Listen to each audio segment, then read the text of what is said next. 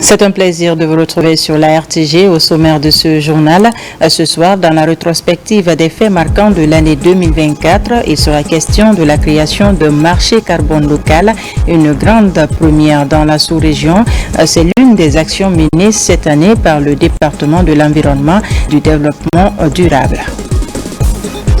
Les suites à l'intérieur du pays de la tournée du chef d'état-major de l'armée de terre, le général de division Abdoulaye Keïta a été accueilli au camp Béanzin dans la 4e région militaire de Zérékoré.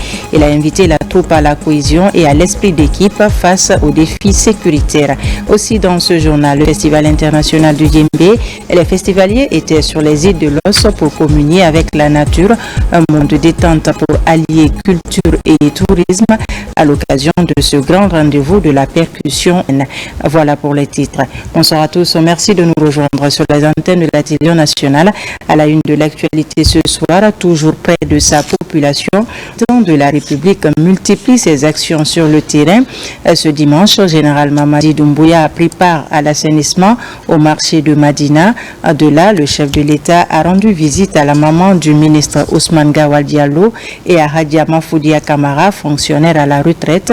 Mais avant tout cela, le président de la République a d'abord réceptionné un lot d'équipements militaires. Compte rendu, adjudant-chef Aboubakar Kamano, correspondant de la presse militaire. Fidèle à sa tradition de grand homme altruiste, le président de la République, le général Mamadi Doumbouya, continue de marquer les esprits à travers ses multiples actes majeurs à caractère social et humain. Encore ce dimanche 8 décembre 2024, le chef de l'État, chef suprême des armées, était sur le terrain. Il a commencé sa journée de travail par la réception d'équipements militaires à la base aérienne principale de Conakry. Dans ce lot d'équipements figurent des hélicoptères de manœuvre et de transport Mi-17. De la base militaire, le président général Mamadi Doumbouya, accompagné du ministre secrétaire général de la présidence, du ministre directeur de cabinet de la présidence Guiba Diakité et de quelques membres du gouvernement, a pris part aux travaux d'assainissement au marché de Madina. Sur cette artère de l'autoroute Fidel Castro, le président de la République, père de la nation, est lui-même entré en action. D'abord sous le pont de Madina, puis à Avaria.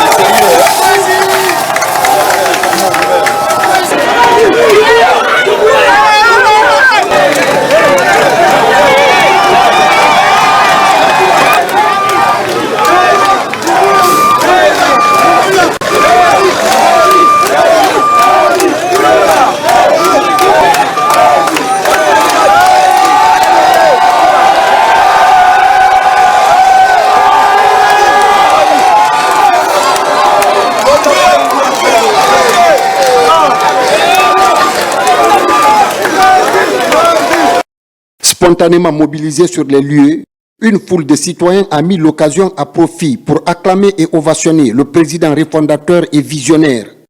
Après avoir accompli cet autre acte de patriotisme avec fierté, le chef de l'État a rendu visite à la mère du ministre des Transports et porte-parole du gouvernement Ousmane Gawal Diallo.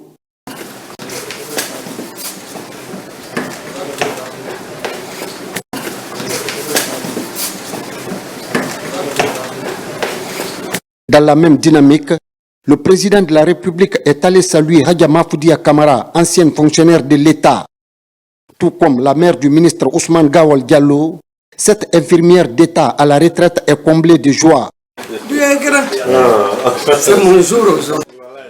Tout fait pour le voir, ça n'arrive pas. Ces deux familles résidant au quartier Dixine Port 1 ont à cette occasion solennelle prié Dieu pour le chef de l'État pour son humilité, sa gratitude et sa marque de reconnaissance envers les gloires de ce pays. Une nouvelle campagne d'assainissement est lancée à Sigiri. Elle est initiée par le nouveau préfet au lendemain de son installation officielle. La lutte contre l'insalubrité publique est l'un des enjeux pour toucher les consciences. Des précisions avec Diamou Kabar. Grande mobilisation à Sigiri pour gagner le combat contre l'insalubrité. Le bel exemple des autorités locales incite les habitants à adhérer au projet. Les mains solidaires soutiennent cette opération d'envergure pour rendre propre la ville de Sigiri. Toute la population est sortie aujourd'hui pour l'assainissement. Donc je suis très content. Je suis très content pour ça d'abord. Donc c'est pour vous dire que tout ce que le président de la République est en train de faire, son action, que tout le Sigirienka le soutient. En première ligne, le préfet de Sigiri pour encourager les citoyens. Des engagements communs sont renouvelés ici au boulevard Camarade Ahmed Sékou Touré pour s'attaquer aux problèmes d'insalubrité publique, source de plusieurs maladies.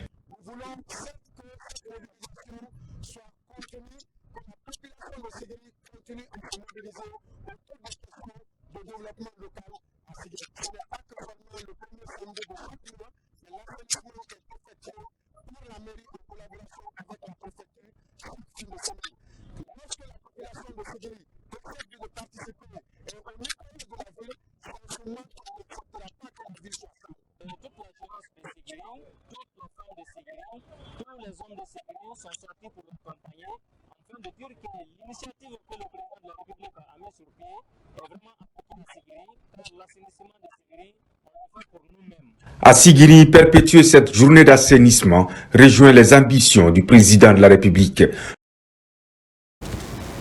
Lancement également à Farana des travaux d'assainissement avec la mobilisation de 250 jeunes. C'est une initiative de l'Agence guinéenne d'exécution des travaux d'intérêt public pour l'emploi AGETIP pour améliorer la santé publique. L'activité dure une semaine pour nettoyer et curer les caniveaux le long des principaux axes routiers de la ville de Farana. Reportage Ibrahima Oulin Fofana. C'est un projet qui repose sur l'approche haute intensité de main-d'œuvre. Une méthode qui associe développement local et création d'emplois temporaires. Dans le 140, 250 jeunes sont impliqués pour promouvoir la santé publique par le biais de l'assainissement. Nous avons sélectionné 250 jeunes à Farana qui vont travailler pendant une semaine pour rendre la ville propre. Non seulement c'est pour améliorer les conditions de vie des populations de Farana, mais aussi donner des emplois temporaires aux jeunes bénéficiaires. Quand la ville est propre, ça attire les visiteurs. Donc je vous demande de curer tous les caniveaux sur l'itinéraire indiqué, de vous mettre à la tâche et que chacun s'investisse. Voilà le message que j'ai pour vous. Ce projet d'assainissement est piloté par l'AGETIP, l'Agence guinéenne d'exécution des travaux d'intérêt public pour l'emploi, avec l'appui technique du ministère de la Jeunesse et des Sports, et en partenariat avec les autorités communales. La priorité égale la santé. Si il est question aujourd'hui, on a des projets dans notre commune urbaine de Farana, vraiment c'est une grande fierté pour la commune urbaine de Farana, surtout nous, les membres de la spéciale qui a la commune urbaine de Farana. Si on pouvait prendre, n'est-ce pas, des gens pour surveiller ces caniveaux, ce serait encore salutaire. En plus de ça encore, alors tous les revendeurs qui se trouvent au bord de la route, on les responsabilise. Ça nous a aidé de nous recruter, de gagner un peu. J'ai enlevé des mois de chômage à Farana. Ça, nous sommes fiers de cela et on remercie AGETIP. À présent, notre rubrique rétrospective 2024. Ce soir, nous revenons sur les principales actions menées par le ministère de l'Environnement et du Développement durable. Parmi les faits marquants de l'année 2024, la création de marché carbone local, une grande première dans la sous-région. L'initiative permettra à la Guinée de bénéficier de revenus conséquents grâce à ses efforts de conservation des forêts. Mamadou Alpha Balde.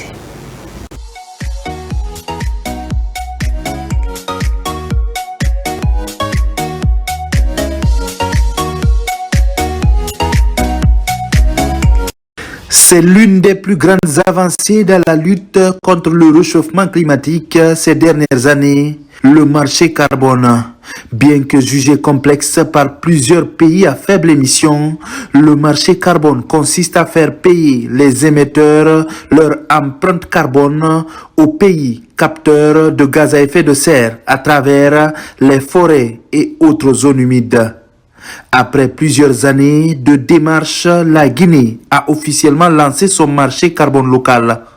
Il s'agit de trouver un système de compensation entre les gros émetteurs locaux comme le secteur minier et le gouvernement à travers un tarif local. La création du marché carbone est une des dispositions de l'accord de Paris sur le climat en son article 6.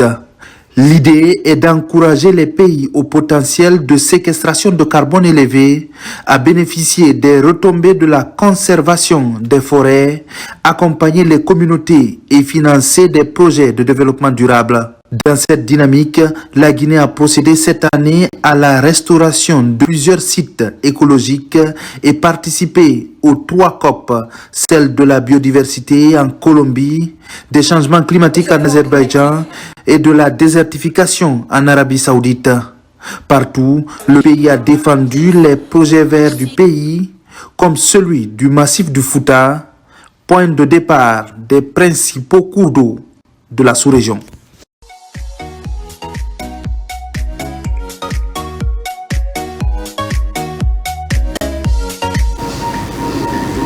Allons à la SAG où les membres du conseil d'administration se sont retrouvés, un moment d'évaluer les avancées de cette compagnie minière et de discuter des défis à relever. L'occasion pour le ministre des Mines et de la Géologie, président du dit conseil, d'exhorter l'équipe dirigeante à s'employer dans la mise en œuvre du projet Simandou Academy. Reportage de Saint-Martin Fancinadou. Dans la gouvernance et la direction stratégique de la SAG, le conseil d'administration se réunit à nouveau pour évaluer les performances de l'entreprise, discuter des projets en cours et prendre des décisions importantes. Le ministre des Mines et de la Géologie, président de cet organe régulateur et de veille, et l'ensemble des membres échangent sur le budget pour l'année 2025 ainsi que des orientations pour améliorer les rentabilités pour le bénéfice des populations guinéennes, comme le souhaite le président de la République, général Mamadi Doumbouya. Comment ensemble, avec les partenaires, nous pouvons continuer à améliorer la rentabilité de l'entreprise, réduire les coûts, mais également et comment ensemble on peut travailler pour, suite à la réforme de l'artisanat qui vient d'être faite sous le leadership du président de la République, comment implémenter ces réformes pour éviter de l'impact que cela engendre au niveau des sociétés industrielles, parce que cet impact réduit leur capacité de production, donc les revenus de tous les actionnaires, y compris l'État. Nous travaillons ensemble également sur les problématiques liées à la promotion du contenu local au sein de la SAG.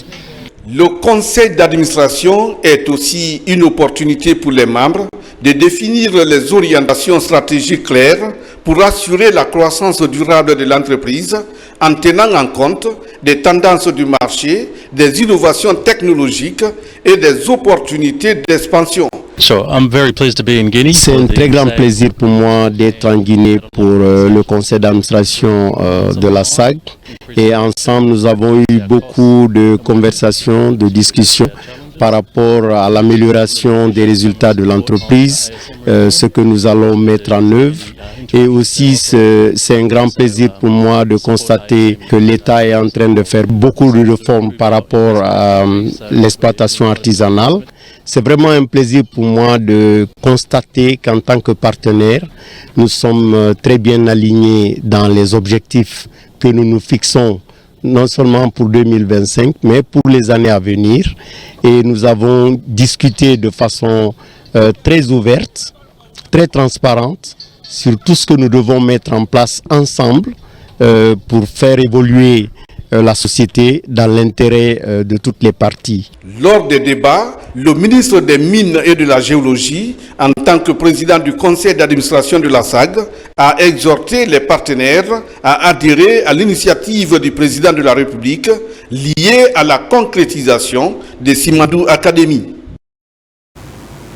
À la rencontre d'un amoureux de la terre à Kumba, dans ce petit village de Kankan, Sékou Keïta a mis en valeur plusieurs spéculations sur plus de 350 hectares. Son engagement, atteindre les objectifs de la refondation verte pour limiter des importations, obtenir des matériels agricoles est le cri de cœur de Sékou Keïta pour soutenir la politique agricole. Diamokaba. Des paysans déterminés à relever les défis de promotion rurale. Cette ambition dévoile la passion de cet agriculteur dans l'ombre depuis des années. Nous sommes à Talikourani, dans la commune rurale de Kumba, en préfecture de Kankan. Ici, plusieurs pistes agricoles sont explorées par Sékou Keïta pour renforcer la sécurité alimentaire en milieu rural. En s'adaptant aux nouvelles exigences, Sékou Keïta compte innover à travers l'acquisition de matériel agricole. Une fois que vous avez beaucoup d'ambition, donc à chaque pas, vous découvrez une grande porte. À chaque pas, vous découvrez une grande porte. Et cette grande porte-là, ça, ce n'est pas facile à gérer nous-mêmes. Il faudrait un accompagnement, que ce soit à les ONG ou est-ce que ce soit le gouvernement. Mais on veut un accompagnement très très solide. Je ne peux pas promettre, mais je vais rendre compte. Puisque ce que j'ai vu en cette société, c'est le sérieux. Le sérieux dans lequel il évolue, il faut l'encadrer, il faut l'appuyer. Le domaine est estimé à plus de 350 hectares et on y retrouve différentes spéculations. Du maïs, papaye, verger d'oranger, pastèque, ananas et la bananeraie. Cet engagement en faveur du développement local est mené par la Société guinéenne d'agriculture, d'élevage et du commerce. Ce monsieur, moi je l'ai découvert à Kankan. Chaque fois que je le vois dans sa voiture, il est avec les produits locaux. J'ai essayé de comprendre. Même hier, j'étais devant sa boutique. Il vendait le kilo de bananes à 6 000 francs. Et puis des bananes bio. Mais c'est extraordinaire. Les papayes aussi, vous avez vu, quand ils récoltent, ils pèsent avec une quantité très importante. Au jour d'aujourd'hui, je ne dirais pas que tous les papayes qui sont à Kankan, qui viennent d'ici, mais les 90%. Moi-même, je suis producteur de papaye. Mais aujourd'hui, sa production dépasse de loin tous les autres producteurs qui sont dans la zone. Par sa passion pour la terre, Sékou Keïta compte contribuer à limiter les importations à tour de bras des produits alimentaires cultivés au bout du monde. Avec ses moyens du bord, cet acteur du monde rural se repositionne comme pionnier avec l'objectif de mettre le label Made in Guinée à la portée de tous les ménages, surtout les plus vulnérables. Promotion de l'agriculture vivrière, les responsables du projet d'appui à la transformation de l'agriculture et de l'entrepreneuriat jeune organisent des séances de formation pour les conseillers agricoles et représentants des groupements associés au projet. Le marketing agricole et la commercialisation groupée sont des thèmes développés et c'est pour, entre autres, contribuer à l'amélioration et l'écoulement des produits. Nabila Moussa Kamara, Zézé Guilavogui.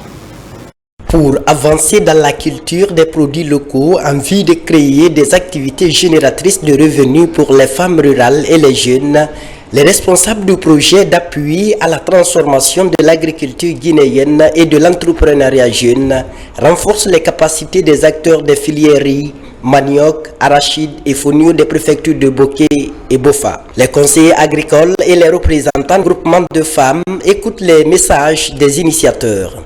Les démarches à suivre pour changer les résultats de la production sont expliquées aux participants. Au début, nous, on ne savait pas comment on travaillait, franchement. Mais avec la formation du MGE, maintenant, là, nous pouvons très bien faire le tivage du riz. Le marketing agricole et la commercialisation groupée sont les thèmes de cette rencontre. Il s'agit de faciliter le travail aux acteurs des filières riz, manioc, arachide et fonio dans les préfectures de Boké et Bofa. En Guinée, la production nationale n'arrive pas à couvrir le besoin de l'alimentation du Guinéen. L'État est en train de déployer des gros efforts dans le cadre des aménagements.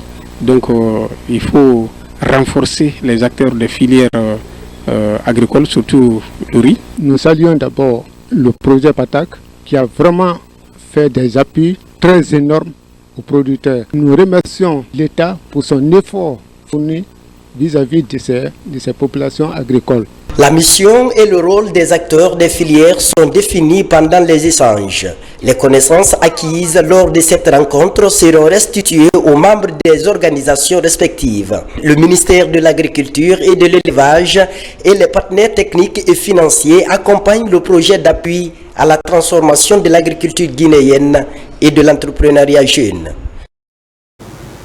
Je vous le disais dans les titres, le chef d'état-major de l'armée de terre poursuit sa tournée de prise de contact dans les unités d'infanterie de l'intérieur du pays. Et cette fois, le général de division Abdoulaye Keïta s'est rendu au camp Béanzin dans la 4e région militaire de Zérékoré. Au cours d'un rassemblement tenu à la portion centrale, il a exprimé la profonde compassion de la hiérarchie militaire aux familles des victimes de l'incident du stade de Zérékoré.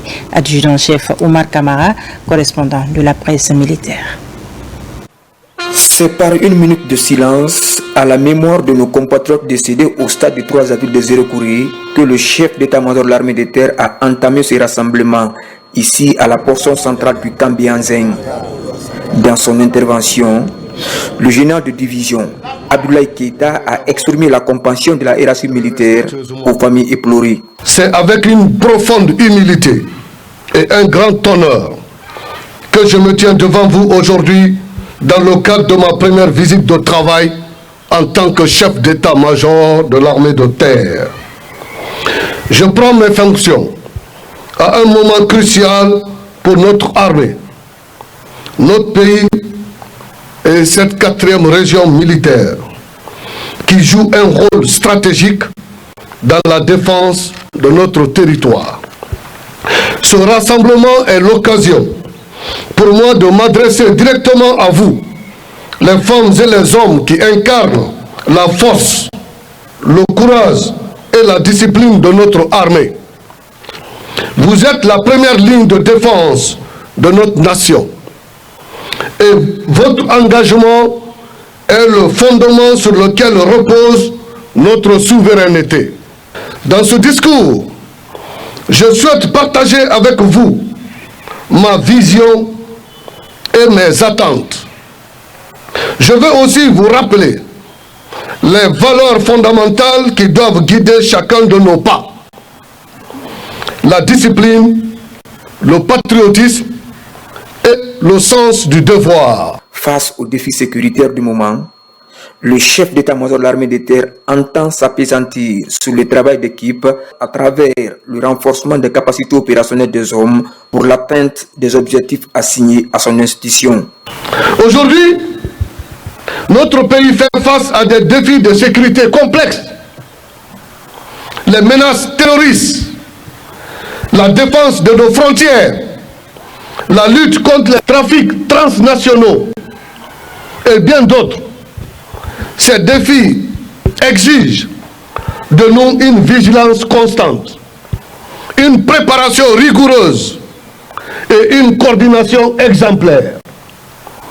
En tant que chef d'état-major de l'armée de terre, je m'engage à travailler avec vous pour renforcer notre efficacité opérationnelle, moderniser nos équipements et développer nos capacités stratégiques suivant les objectifs du commandant en chef des forces armées. Président de la République, chef de l'État, le général Mamadi Doumbouya. Réuni autour du chef d'état-major, le commandement de la région a fait une présentation de sa sphère de commandement.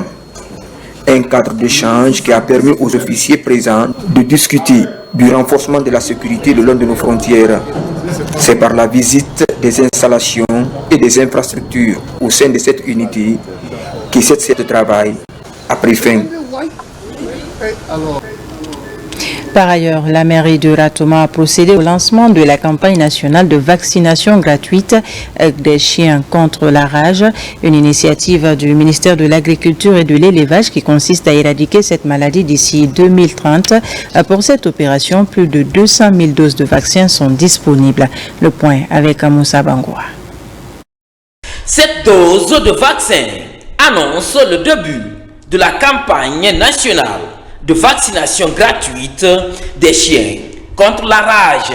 La rage est une maladie virale qui infecte les chiens et chats errants dont les morsures sont mortelles pour l'homme. Cette campagne sera suivie des supervisions. Et ces supervisions se situent à 3 niveaux. Il y a le niveau vraiment préfectoral et communal et le niveau régional qui fera un suivi et le niveau national pour vraiment voir effectivement si cette campagne est en train d'être réalisée. Cette action aujourd'hui est salutaire et désormais est une rééducation sociale pour tous les citoyens sans discrimination que nous devons vacciner nos chiens et nous devons désormais avoir des carnets qui prouvent, qui témoignent que notre chien est vacciné et elle est une véritable compagnie. Pour réussir cette lutte, plus de 200 000 doses de vaccins sont disponibles au département de l'agriculture et de l'élevage. L'objectif est de vacciner 190 000 chiens dans tout le pays. Ça nous permet de prendre soin de nos animaux et de savoir que le meilleur ami de l'homme, d'abord le chien, et qui est chaque fois dans nos quotidiens, doit être aussi traité. C'est une très belle initiative et on demande aujourd'hui à tous ceux qui sont détenteurs, que ce soit de chiens, de singes ou de chats, on leur convie de venir les vacciner. Non seulement c'est une sécurité pour eux, mais c'est une sécurité aussi pour le voisinage.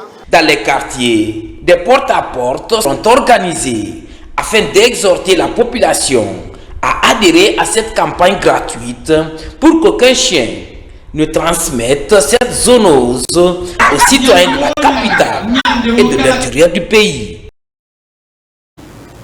Et puis le gouvernement guinéen, à travers le ministère de l'administration du territoire et de la décentralisation, s'active dans les préparatifs du scrutin référendaire.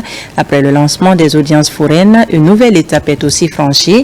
Il s'agit de l'envoi de plus de 200 superviseurs et agents dans le cadre de l'élaboration de la cartographie des bureaux de vote et des centres d'enrôlement.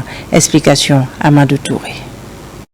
201 superviseurs et agents enquêteurs pour un travail de géolocalisation des places publiques, les centres secondaires et les centres de déclaration des faits d'état civil. Objectif, recueillir les données GPS pour la mise en place de la cartographie des bureaux de vote des 375 communes du pays. Ces données de géolocalisation permettront à chaque citoyen de connaître tous les bureaux de vote proches de leur lieu de résidence. Tous les citoyens sur le territoire national auront la capacité de, dans un rayon proche de quelques kilomètres, de trouver un bureau de vote sur une carte et aussi faciliter l'accès des citoyens au service d'état civil. Une initiative du ministère de l'administration du territoire et de la décentralisation à travers la direction des affaires politiques et administration électorale en rapport avec la direction générale de l'Institut géographique national. Les places publiques sont les centres de vote pour nous. Donc il faut aller cette fois-ci géolocaliser les places publiques pour que nous puissions embarquer la géolocalisation afin que chaque citoyen soit enrôlé directement dans son centre de vote et que son centre de vote apparaisse sur son récépissé quand il va recevoir. Mais cela aussi c'est un outil de transparence pour nous. Ça va permettre de faire la traçabilité des procès-verbaux parce que nous avons quand même été victimes de déperdiction de procès-verbaux. Donc ces questions viennent rassurer, mettre de la crédibilité sur le processus que nous souhaitons organiser dans le cadre du vote de notre nouvelle constitution. Aujourd'hui, nous sommes avec les agents en lien avec l'Institut géographique national qui vont aller sur le terrain pour aller identifier les centres qui vont servir de vote, des centres de vote pour les futures élections à travers la géolocalisation donc de ces endroits qui vont servir sur tout l'étendue du territoire national à permettre aux citoyens à aller voter et dans leur localité. Selon les responsables du ministère de l'administration du territoire et de la décentralisation, ces différentes initiatives s'inscrivent dans le cadre de la crédibilité et la transparence en amont du scrutin référendaire ambitionné par les autorités guinéennes. Sur le plan de l'éducation, ils sont 17 admis sur 86 candidats en lice. Ils bénéficient du prix annuel de la recherche et de l'innovation décerné chaque année aux meilleurs projets. C'est sur cette note que la deuxième édition de la Scénarii est bouclée à Kindia. Des prix ont été donc décernés aux meilleurs créateurs et innovateurs. Mounir Bari nous en dit davantage. Stimuler la créativité et valoriser l'excellence en milieu académique est l'un des objectifs majeurs de la Semaine nationale de la recherche scientifique et de l'innovation. Après plusieurs jours d'intenses travaux au sein de l'IRBAG, la cérémonie est bouclée par la remise du prix annuel de la recherche scientifique et de l'innovation aux meilleurs projets d'innovation et de recherche dans divers domaines. Organiser un tel événement, c'est de découvrir les talents cachés. Et ça, je vais vous dire qu'il y en a beaucoup. Et avec le temps, on sera toujours de surprises agréables, L'ancienne génération a fait la recherche avec le cœur. Mais cette nouvelle génération exige les moyens et les défis du moment exigent les moyens pour faire de la recherche. Donc c'est un renouveau que nous voulons vraiment lancer à l'Institut de recherche et de biologie appliquée de Guinée. Les chercheurs et innovateurs guinéens ont présenté aux membres du jury des projets innovants et dans plusieurs secteurs pour stimuler la compétitivité liée à la recherche scientifique. Le ministère décerne des prix. Nous avons des enseignants-chercheurs guinéens, mais également des innovateurs qui ont pu en fait présenter leur travail et nous avons assisté à la remise de ces prix qu'il faut que nous continuions quotidiennement à fournir assez d'efforts pour en fait la science en République de Guinée.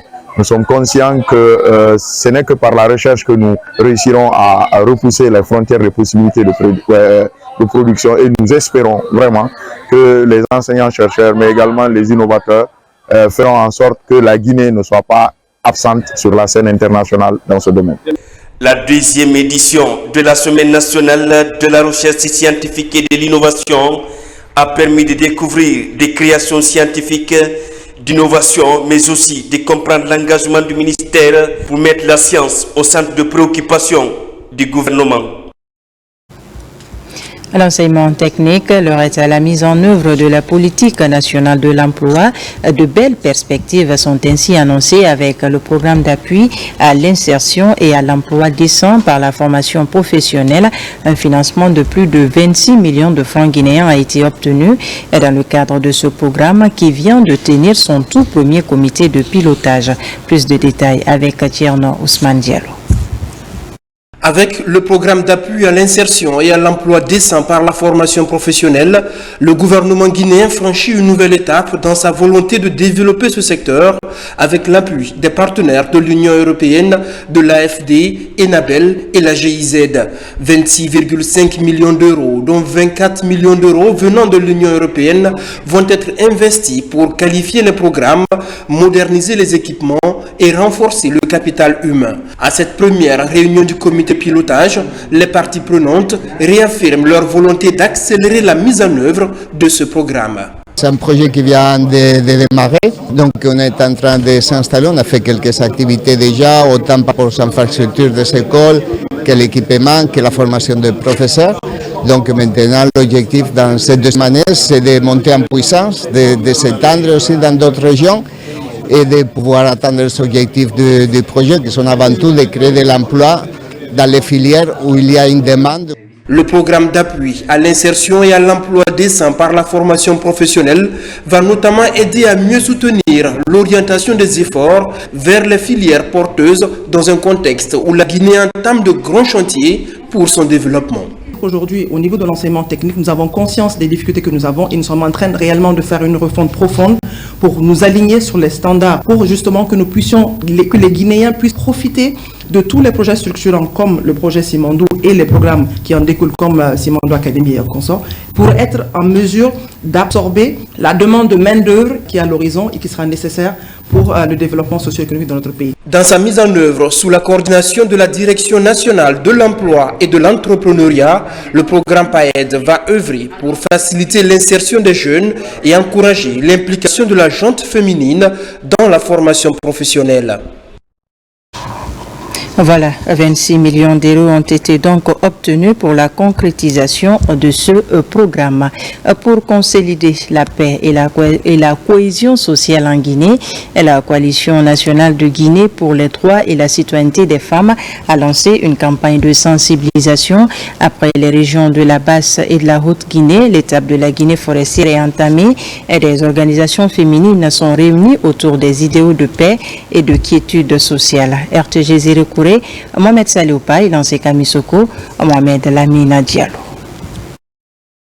La femme, force motrice de tout développement durable, est au cœur de cette rencontre de Zérekouré.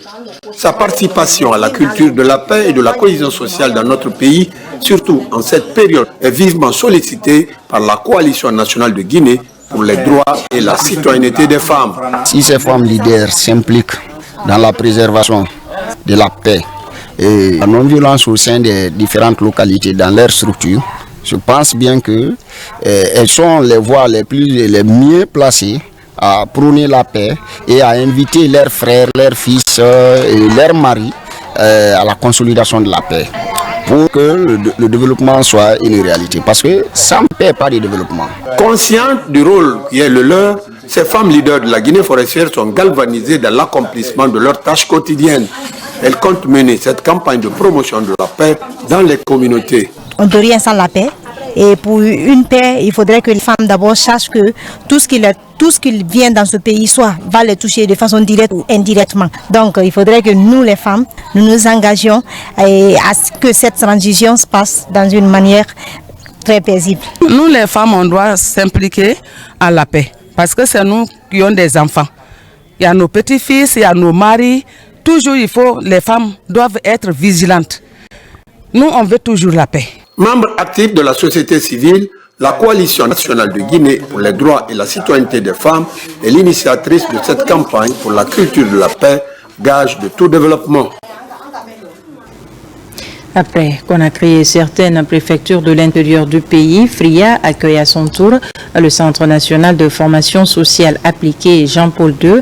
150 personnes du 3e âge bénéficient d'une prise en charge sanitaire. L'action vise à apporter des soins de qualité aux personnes qui ont participé au développement socio-économique du pays à un certain moment de leur vie. Mohamed Kamara, Aboubakar Junior Kamara. La 5e campagne de prise en charge sanitaire des personnes du 3e âge prend en charge 150 seniors de la ville de Fria. Une volonté du président de la République pilotée sur le terrain par le ministère de la promotion féminine de l'enfance et des personnes vulnérables à travers le Centre national de formation sociale appliquée Jean-Paul II. Ces personnes âgées, aujourd'hui, ce ne sont pas des retraités, mais qui n'ont pas de moyens. Le président, dans sa politique de refondation de la République de Guinée, a pensé à ces personnes à travers le Centre national de formation sociale appliquée Jean-Paul II. Il met tous les moyens à notre disposition pour que nous puissions les prendre en charge. Cette vision du chef de l'État vise à ne laisser aucune catégorie sociale pour compte. Après Conakry, la prise en charge concerne les personnes du 3e âge de l'Abbé, Pita, de Bokeh, avant Fria. Un geste qui réconforte ses bénéficiaires. Je suis vraiment contente de ce prélèvement ce matin. Je vais recevoir encore les produits que Jean-Paul II va me donner. Et je suis contente du projet de mon général Mamadi Doumbouya. On est à cœur avec lui. C'est une satisfaction et une joie immense de la part de l'autorité préfectorale pour venir dans notre préfecture s'occuper de nos grands-parents qui sont dans le besoin. C'est aussi un remerciement qu'on a à l'endroit de l'autorité, en l'occurrence le président de la République, chef de l'État, chef suprême des armées, le général Mamadi Doumbouya, pour tout ce qu'il entreprend, tout ce qu'il est en train de faire par rapport à la prise en charge des travailleurs. Le ministère de la promotion féminine, l'enfance et des personnes vulnérables s'engage dans l'assistance des personnes vulnérables conformément au premier pilier de la transition. Et cette bonne nouvelle pour les amoureux du Cuiron, le stade du 28 septembre sera opérationnel au mois de février 2025. C'est ce qu'a laissé entendre les conducteurs des travaux alors que le ministre de la Jeunesse était allé s'enquérir de l'état d'avancement du chantier. Au stade général Lansana Conté de Nongo, les travaux évoluent et répondent aux normes FIFA. Moussa Komara pour les détails.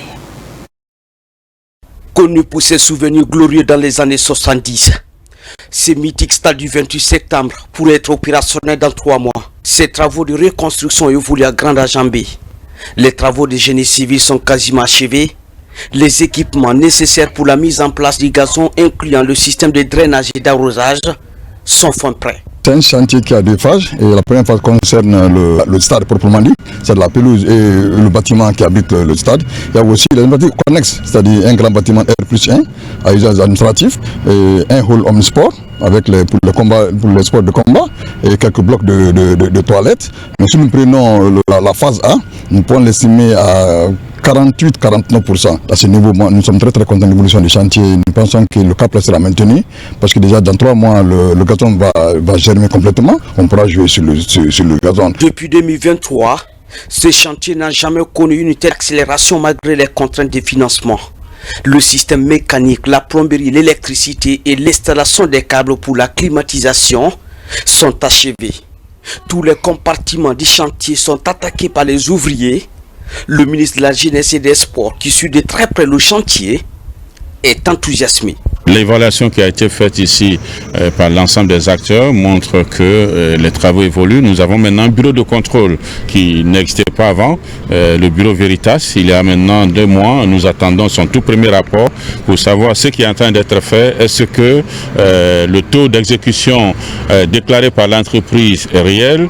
Et deuxièmement, est-ce que tout ce qui a été fait selon les normes? Cela va nous permettre d'évaluer globalement ce qui se passe ici. Après le stade du 28 septembre, direction stade général Lansana Conté de Nongo. Dans ces stades de 50 places, les travaux vont lentement mais sûrement.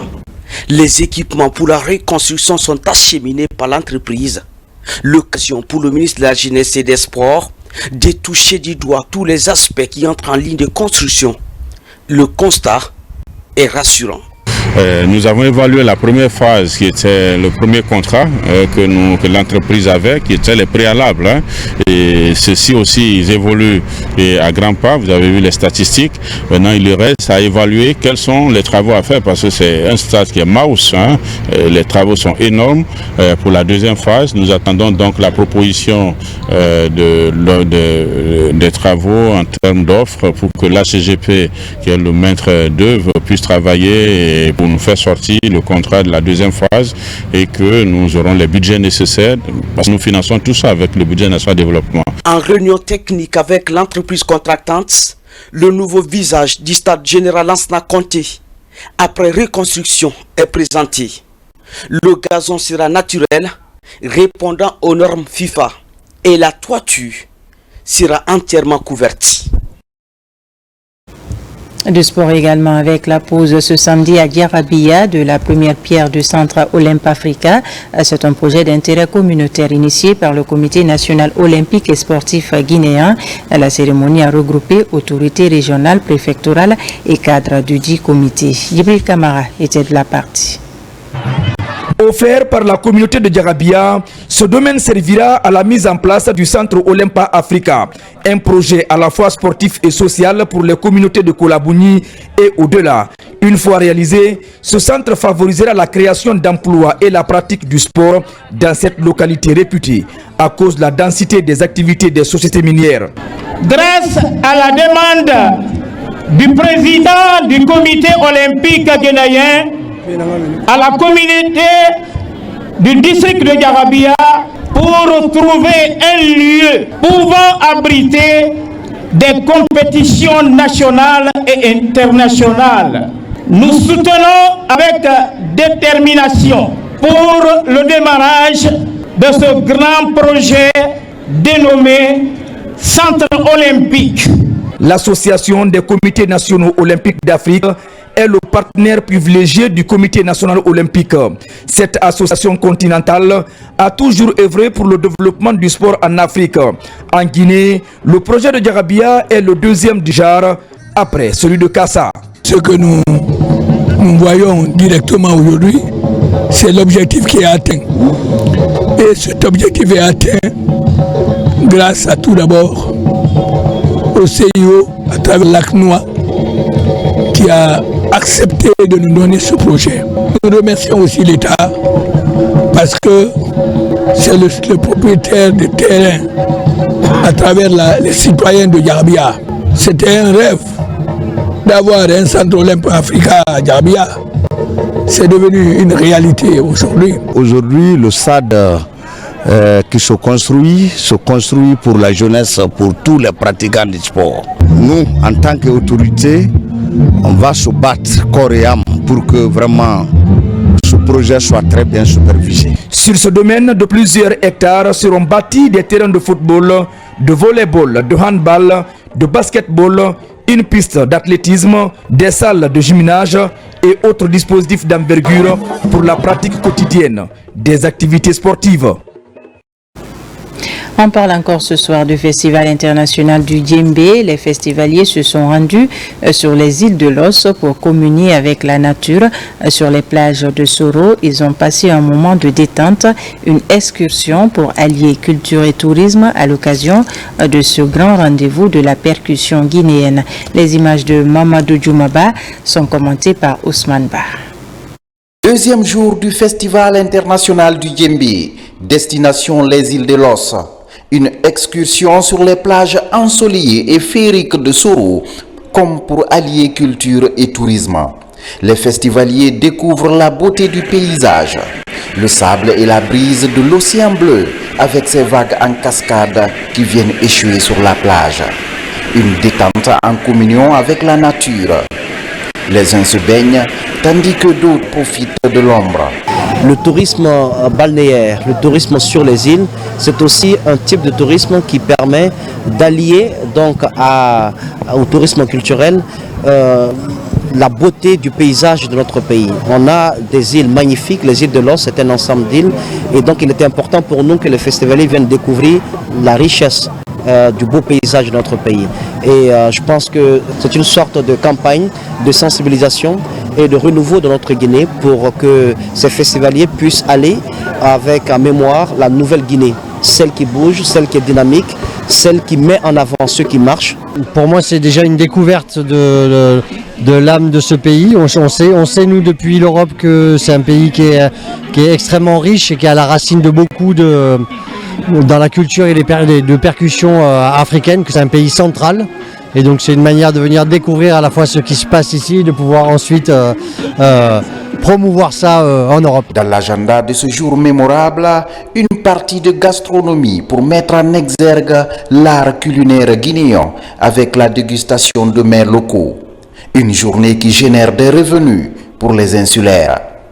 Nous bénéficions d'une journée de détente, accueillant le monde à travers ces organisations internationales aux îles. Vous voyez aujourd'hui l'engouement qui se dégage autour de cette journée. Et qui parle du tourisme parle de la culture. Et qui parle des îles parle de la joie. Et c'est cette joie que nous vivons aujourd'hui à travers cette deuxième journée du Festival international de Djembé. Après la restauration, une partie de spectacle qui fait découvrir les talents percussionnistes du ministre Moussa Moïse Silla.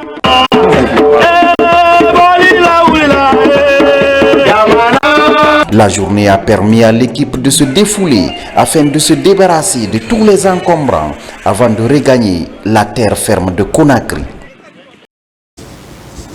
Voilà qui met fin à ce journal. Merci de nous avoir reçus chez vous. L'actualité se poursuit sur notre site le www.rtgguinée.info. On se retrouve demain pour une nouvelle session d'information de la Guinée, notre paradis de richesse et d'innovation.